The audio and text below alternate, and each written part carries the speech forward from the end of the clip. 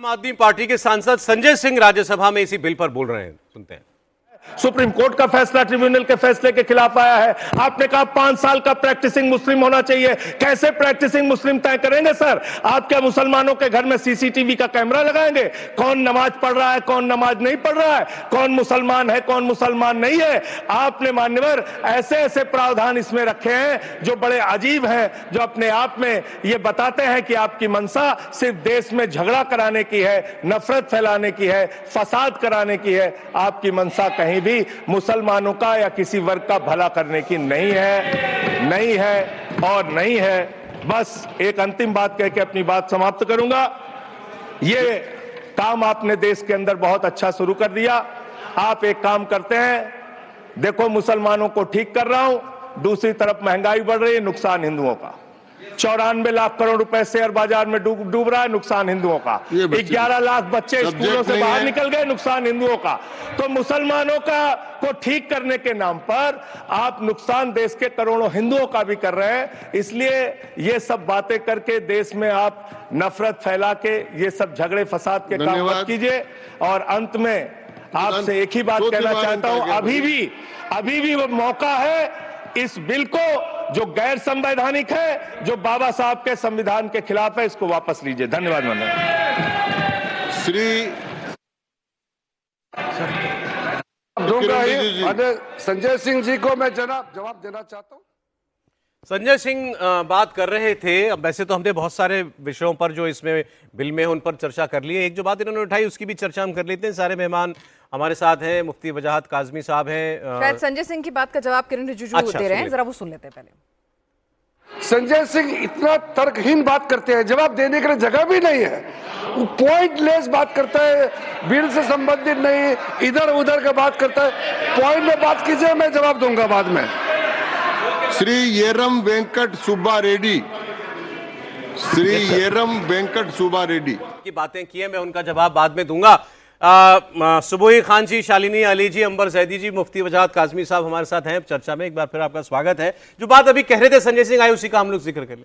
इस बिल में प्रावधान किया गया कि केवल मुसलमान ही वक्फ कर सकता है। पहले ये था कि गैर मुसलमान भी अपनी किसी जायदाद को या प्रॉपर्टी को वक्फ के नाम कर सकता था।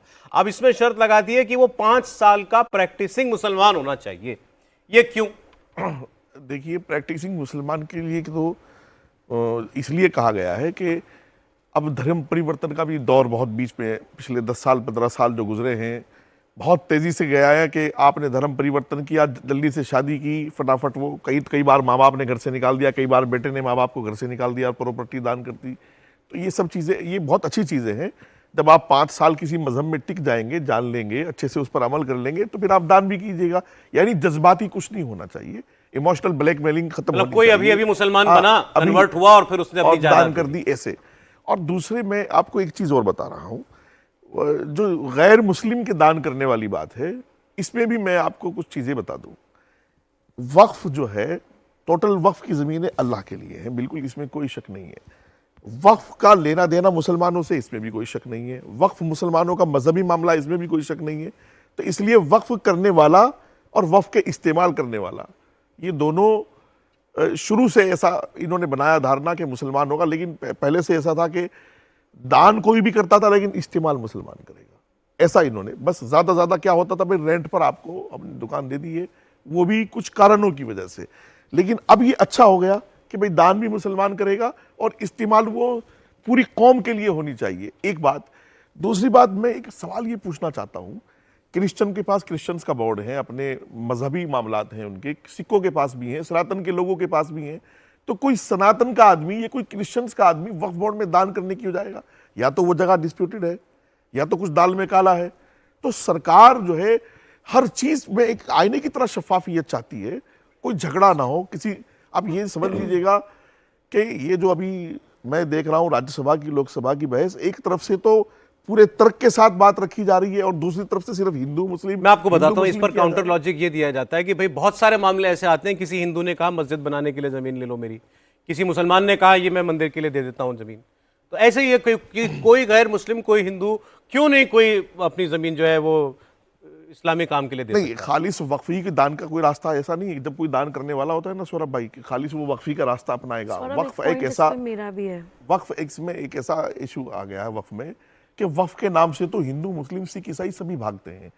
वक्फ में तो पिछले 50-60 सालों में जो हुआ, 5% लोग, मेरा ये दावा भी है साथ साथ में, 5 से 10% मुस्लिम लोगों के पास पूरी 100 के 100% वक्फ बोर्ड की जायदादें हैं। जब उनकी जांच आप करेंगे तो वहां से सब निकलेंगी, सब वहां उनके पास मौजूद है।